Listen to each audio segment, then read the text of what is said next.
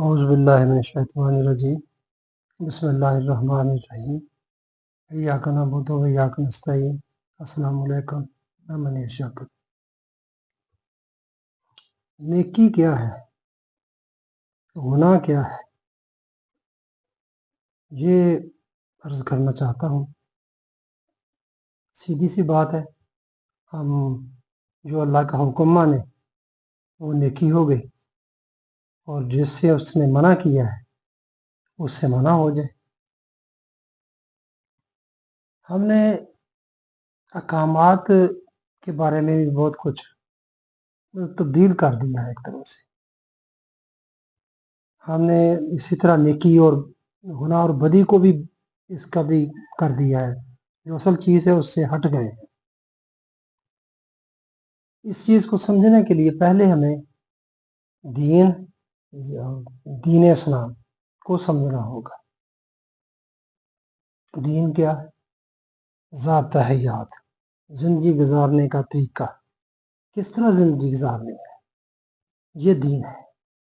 مذہب نہیں، مذہب رسومات ہیں، وہ الگ چیز ہے، اس کا وہ آپ کا اپنا پرائیویٹ معاملہ ہے۔ دین کا پرائیویٹ معاملہ نہیں ہو سکتا، دین پرائیویٹ معاملہ ہو ہی نہیں سکتا۔ آگے عرض کرتا ہوں۔ دین اسلام، دین اسلام کیا ہوا؟ یعنی کہ جسے اسلام یا قرآن ضابطہ حیات کہے وہ دین اسلام ہو گیا۔ یعنی کہ قرآن سے ماخوذ جو دین ہے وہ دین اسلام ہے۔ اللہ تعالیٰ کے احکامات کے نیچے، اللہ تعالیٰ کے احکامات کے نیچے بندوں کے آپس میں تعلقات، بندوں کے باہم تعلقات، ایک بندے کے دوسرے بندوں کے ساتھ تعلقات کو جو چیز ڈیل کرتی ہے اس کا نام دین اسلام ہے۔ اور جو اللہ تعالیٰ کے اس میں احکامات شامل کر لیں، وہ احکامات جو وہ تعلقات ہیں ان کو خوشگوار، مضبوط اور سلامتی والے بناتا ہے، تو یہ دین اسلام ہو گیا۔ یعنی کہ ایک بندے کے دوسرے بندوں کے ساتھ تعلقات اللہ تعالیٰ کے احکامات کے نیچے سلامتی والے اور خوشگوار تعلقات ہونے کا نام دین اسلام ہے۔ یہاں سے ہمیں بہت آسانی کے ساتھ نیکی اور بدی، نیکی اور گناہ کے بارے میں آگاہی حاصل ہو جاتی ہے، ہو جانی چاہیے۔ یہاں سے ہی ہمیں پتہ چل جانا چاہیے حقوق اللہ کیا ہے اور حقوق العباد کیا ہے۔ وہ بھی تصور ہمارا غلط ہے جس طرح ہم لیتے ہیں۔ اب دیکھیے اللہ تعالیٰ کے احکامات، یہ اس سے پہلے میں عرض کر دوں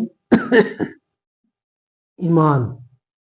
اب آپ نے نیکی اور بدی کا معلوم کرنا ہے، نیکی اور گناہ کا معلوم کرنا ہے، دین کا معلوم کرنا ہے، دین اسلام کا پتہ چلانا ہے، تو آگے اللہ کے احکامات کا پتہ کرنا ہے کیا۔ تو سب سے پہلے کیا بات ہوئی؟ اللہ پر ایمان کی بات ہوئی۔ وہ لازمی ہے، آپ کا جس سے لینی ہے آپ نے چیز، اس پر ایمان آپ کا بہت ضروری ہے۔ اس لیے یہ ایمان کی اہمیت آپ دیکھ لیں۔ جب آپ کا اللہ پر ایمان ہوا تو پھر اللہ جو کہتا ہے ان چیزوں پر ایمان ہوا، لانا لازمی فرض ہو گیا۔ فرشتوں پر آپ کا ایمان لانا ضروری ہو گیا۔ وہ کیسے؟ کہ آگے انبیاء کرام پر، اللہ کے جو بھیجے ہوئے بندے ہیں ان پر ایمان لانا لازمی ہو گیا۔ پھر انبیاء کرام ایسے تو نہیں آ گئے، وہ ایسے یہ نبی ہے، بس اتنی بات تو نہیں، وہ اللہ کا حکم لے کر آتا ہے۔ وہ کہتا ہے کہ یہ ہے اللہ کا حکم، کتابوں پر ایمان لازمی ہو گیا، فرشتوں پر ایمان لازمی ہو گیا کہ وہ جو حکم آیا ہے اس بندے پر تو وہ فرشتے لے کر آئے ہیں۔ ویسے بھی فرشتے ہیں لیکن وہ فرشتہ لے کر آیا ہے، فرشتوں پر ایمان آپ کا لازمی ہو گیا۔ تو یہ آپ پہلے ایمان یعنی کہ دیکھ لیں، ایمان کی اہمیت دیکھ لیں، اور ایمان کا لانا لازمی دیکھ لیں کہ یہ ایمان لانا لازمی۔ آگے ہیں اس کے احکامات۔ اس نے جتنے بھی احکامات دیے ہیں وہ سارے کے سارے بندوں کے فائدے کے لیے دیے ہیں کہ تم آپس میں تمہارے تعلقات جو ہیں وہ خوشگوار اور سلامتی والے اور تعلقات تمہارے ہونے چاہیے۔ سارے کے سارے جتنے بھی اس کے حکم وہ بنتے ہی اس طرح ہے کہ اس کا بندوں کو تمہارے آپس اس کو خود کوئی فائدہ اور نقصان نہیں ہے. جو اس نے ہمارے لیے احکامات جاری کیے ہیں تو تم نے یہ کرنا ہے اور یہ نہیں کرنا، تو اس کی اپنی ذات کو کوئی فائدہ اور کوئی نقصان نہیں ہے. پورا کریں گے تو اس میں ہمارا فائدہ نفع ہے، اگر وہ پورا نہیں کریں جن سے اسے منع کیا ہے اس سے اگر ہم منع ہو گئے تو اس میں بھی ہمارا فائدہ ہے، اگر اس سے منع نہ ہوئے تو اس کا جو نقصان ہے وہ بھی ہمارا ہی نقصان ہوگا. ایک تو وہ اللہ الصمد، اللہ بے نیاز ہے، وہ اس کا کوئی مطلب ایسا نہیں معاملہ نفع نقصان والا. اس نے ہمیں خلق کیا اور ہماری ہی رہنمائی کے لیے ہی اس نے یہ کتابیں یہ احکامات نازل کی. ہم اس کو لگے ہوئے ہیں راضی کرنے کے لیے. یہ بھی بڑی عجیب سی بات ہے. وہ راضی کیسے ہوتا ہے؟ وہ اس کا حکم مانے تو راضی ہوتا ہے. حکم کیا ہے؟ حکم آپ نے بندوں کو راضی کرنا ہے، بندوں کے ساتھ تعلقات آپ نے سلامتی والے خوشگوار آپ نے رکھنے اور بنانے ہیں، اس طرح وہ راضی ہوتا ہے. یہی سواد ہے. اللہ کو راضی کرنا یہ منزل مقصود سمجھ لیں، اور یہی آپ کو یہ سواد ملتا ہے. کہ یہ آپ تھوڑی سی سمجھ لیں کہ دیکھیں وہ اس کا اپنا کوئی فائدہ نفع نقصان نہیں ہے. یہ سورۃ بقرہ کی 286 آخری نمبر جو آیت ہے، لا یکلف اللہ نفسا الا وسعها لها ما کسبت وعلیہا ما اکتسبت. اللہ تعالیٰ کسی جان کو اس کی طاقت سے زیادہ تکلیف نہیں دیتا. جو نیکی وہ کرے بندہ، یعنی وہ اس کے لیے ہے، اور جو وہ برائی کرے وہ اس پر ہے. برائی کا جو وبال ہے، نقصان ہے، جو اثرات ہیں وہ بھی اس بندے پر ہے. جو نیکی کرتا ہے تو اس کا جو فائدہ پہنچتا ہے وہ بھی اسی پر ہے. آپ یہاں سے بھی آپ دیکھ لیں تقدیر کا معاملہ. ہم لوگ کہتے ہیں پہلے سے ہی لکھا ہوا ہے، پہلے سے ہی طے ہے مقدر. اس عہد سے بھی یہ بات ثابت ہوتی ہے کہ نہیں، تمہارا عمل جو ہے آپ جو تو کر رہے ہو یہ اب لکھا جا رہا ہے. اس کے مطابق ہی آگے تمہاری تختی لکھی جانی ہے، سلیٹ لکھی جانی ہے. جو نامہ اعمال ہے وہ چلنا ہے تمہارے اپنے ہی بلائی کے لیے، اپنے ہی نفع نقصان کے لیے، اس میں اللہ کا نہیں ہے. آپ نے جب بندے کا حق پورا کر دیا اللہ کے حکم کے تحت تو آپ نے حقوق العباد مطلب پورا ہو گیا ان میں سے، اور ساتھ ہی حقوق اللہ بھی پورا. اللہ کا حق کیا اس میں ہے؟ اس میں اللہ کا حکم ہے. جو حکم ہے وہ آپ نے پورا کر دیا. تو سارا کا سارا زور یا سارے کا سارا جو دین ہے یا سارے کے سارے جو اللہ تعالیٰ کے احکامات ہیں وہ ہمارے لیے ہے، بندوں کے لیے ہے، اور وہ حقوق العباد کے گرد گھومتے ہیں. اس کو پورا کرنا ہے تمہارے تعلقات کے لیے، تمہاری جنت کے لیے جو تم سے کھس گئی. کہہ لیں آپ جیسے کہتے ہیں آدم کو جنت سے نکال دیا گیا، وہ کہانی الگ ہے، ادھر نہیں جاتے. جب پیدا ہی اس کو زمین کے لیے کیا گیا، جب کہا کہ فرشتوں سے خلیفہ بنانا چاہتا ہوں، میں اللہ کا خلیفہ کہتے ہیں مطلب یہ نہیں ہے بعد میں آنے والا، جو کہ پہلے مخلوق تھی جنات جسے کہتے ہیں، اس کے بعد آنے والی ایک مخلوق جس کے بارے میں اللہ تعالیٰ نے کہا کہ یہ بنا خلیف. جیسے ہم کہتے ہیں خلیفہ تو رسول حضرت ابو بکر صدیق رضی اللہ تعالیٰ عنہ، رسول کے بعد آنے والا جو ہے یہ خلیفہ کہلائے گا. تو اس طرح یہ آدم کی بات ہے کہ جنات کے بعد آنے والا. جس طرح زمین بنی ہوئی وہ بہت زیادہ گرم تھی، آگ کا گولا تھی، پھر آہستہ آہستہ ہزارہ کروڑہ پتہ نہیں کتنے سال یہ لگے تو پھر یہ آہستہ آہستہ یہ ٹھنڈی ہوئی. تو جو اس وقت اس پر جو مخلوق تھی اس کو ہم جنات کہتے ہیں. وہ جنات تھی. پھر جب وہ اس کے بعد پھر جب انسان آ گیا تو بات ان کی ختم ہو گئی. اور اس میں یہ بات بھی دیکھنے والی ہے کہ اس میں جو انسان ہے یہ ارادہ اور اختیار اور عقل رکھنے والی مخلوق ہے، اور کوئی مخلوق نہیں ہے. ہوگی تو اس کا ہمیں علم نہیں ہے. نہ جنات عقل اور ارادہ اور اختیار رکھتے ہیں اور نہ فرشتے رکھتے ہیں. فرشتے وہی کرتے ہیں جس کا اللہ انہیں حکم دیتا ہے، سورہ نحل کی 50 نمبر آیت میں. اور کچھ کر ہی نہیں سکتے، ہے ہی نہیں ہے.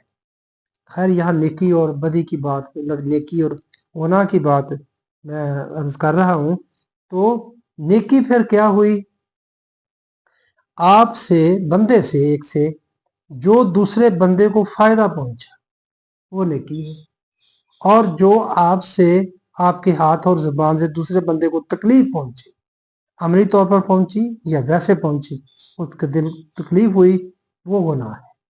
ये है ये नेकी और बदी, क्योंकि वो जो आपने फायदा पहुंचाना है वो भी अल्लाह के हुक्म के तहत पहुंचाना है।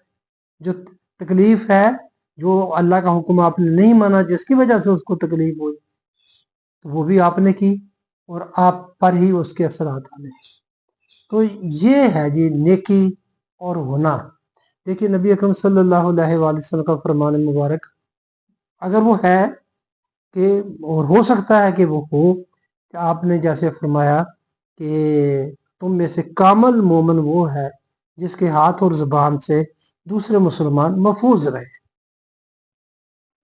तो ये बात एक लिहाज से गुनाह से बचने की है, सिर्फ इस हद तक है कि आपके हाथ और जुबान से किसी को कोई तकलीफ ना पहुंचे।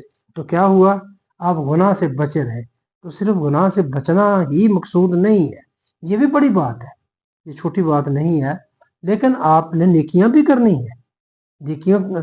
तो इससे आगे क्या हुआ कि आपके हाथ और जुबान से दूसरे लोगों को फायदा पहुंचे, नफा हो, आपसे मुनफत बख्श साबित हो, आप दूसरों के लिए, माशरे के लिए मफीद साबित हो, ये नेकी है। ये अब नेकी और गुनाह क्या हो गया, अब ये बंदों के बारे में, बंदों की अहमियत। आप सूरत हुजरात पढ़ के देखें कितनी चीजें हैं। और मुझे मेरे जहन में आया, देखें ये गीबत जो है कितना बड़ा इसको गुनाह कहा गया है, कि अपने मुर्दा भाई के गोश्त खाने के मुताबिक इसको बोला गया है। तो क्यों इतना बड़ा, वो ही इंसानों से ताल्लुकात की बात है।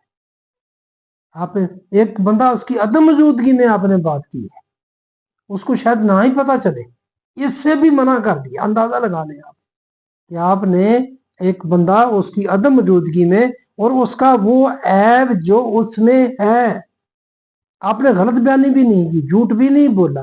अगर झूठ बोला, अगर वो ऐब उसमें नहीं है, वो तो बहतान हो गया, उसकी सजा उससे भी ज्यादा है। और ये जो गीबत है, उसकी अदम मौजूदगी में आपने उसके बारे में ऐसे लफाज कहे जो उसके सामने कहे तो उसको यकीनन तकलीफ पहुंचे हैं, और वो लफाज दोहराने का इस तरह मना फरमाया कि ये क्या तुम पसंद करोगे अपने मुर्दा भाई का गोश्त खाना, अंदाजा लगा लेगा।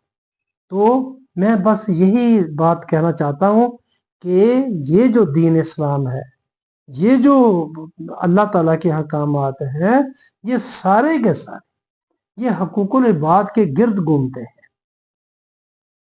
आपने हकूकुल इबाद पूरे करते गए तो आप समझें कि अल्लाह के हकामात के तहत वो पूरे करते गए तो आप पूरे दीन इस्लाम पर चल रहे हैं। अगर नहीं तो फिर नहीं। हमने यहाँ भी खराबी पैदा की, हकूकुल्लाह को और हकूकुल इबाद को अलग अलग कर दिया।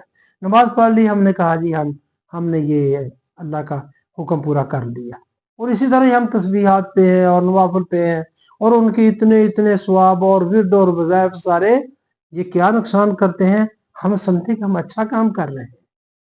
ये अगर आप सूरत काफ की 102 और 103 नंबर आयत पढ़ें तो फिर आपको वहां से ये पता चलेगा कि इसका क्या है नुकसान। अल्लाह ताला खुद पूछता है पहले कि मैं तुम्हें बताऊं कि सबसे खसारे वाले बढ़कर लोग कौन से हैं, तो आगे उनकी तफसील कि वो जो समझते हैं कि हम अच्छा काम कर रहे हैं मगर वो दुनिया के पीछे लगे हुए हैं, और वो समझते हैं कि हम अच्छा काम कर, इसी तरह ये हमारा मामला है।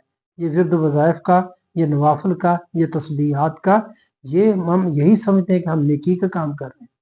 कुछ नहीं है इसमें, बंदों के उसका बंदों को क्या फायदा पहुंचता है। आप ये देखना है आपने, अल्लाह के अहकामात के तहत अल्लाह को तो कोई फायदा नफा नुकसान नहीं, जैसा कि मैं अर्ज कर चुका हूँ। है वो सूरत बकरा की जो आयत है, लाहा मकासबात व लाहा मकतासबात, वो तो तुम्हारे इससे इससे मुझे बताएं बंदों का क्या फायदा हो रहा है।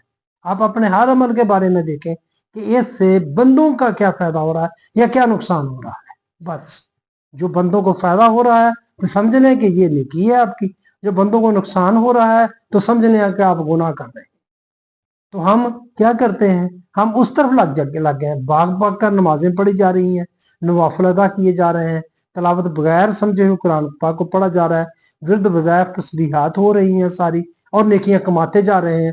बंदों के बारे में ठीक है, ये कारोबार चलते हैं, झूठ भी बोलते हैं, बददयानती भी करते हैं लोगों के साथ, जो जो भी हो सकता है, और एहसास भी हम नहीं करते। तो मैं सिर्फ ये बात आपके सामने रखना चाहता था, नेकी क्या है और गुनाह क्या है। ये है मेरे भाइयों आपके साथ जो मामला है, ये सारे का सारा बंदों का मामला है। बस इसको आपने समझना है और समझने की कोशिश करनी है। ये कुरान आपके सामने आपको समझाने के लिए इसको समझ कर पढ़ने की ज़रूरत है। तो बस मेरे भाइयों ये बात मैं आपके सामने करना चाहता था। मेरा ख्याल है मैंने अपनी तरफ से तो कर दी बात, और मुझे नहीं पता कि मैं आपको किस हद तक ये बात समझा सका हूँ या आपके सामने रख सका हूँ, और नहीं मालूम मुझे कि आप इससे किस हद तक मुतफिक हैं। अगर मुतफिक हैं तो आप ज़ाहिर कर दिया करें मेरे चैनल को सब्सक्राइब करके, लाइक करके, शेयर करके, कमेंट्स करके। इस तरह मेरी भी हौसला अफजाई हो जाती है कि मैंने कोई बात की है, ये यहाँ तक ठीक है, या मेरी इस्लाह के लिए भी ज़रूरी है बहुत कि नहीं भाई आप गलत बात कर रहे हैं, आप ये ऐसे नहीं, ये मामला इस तरह है। तो बिल्कुल ये ज़रूर बताया करें।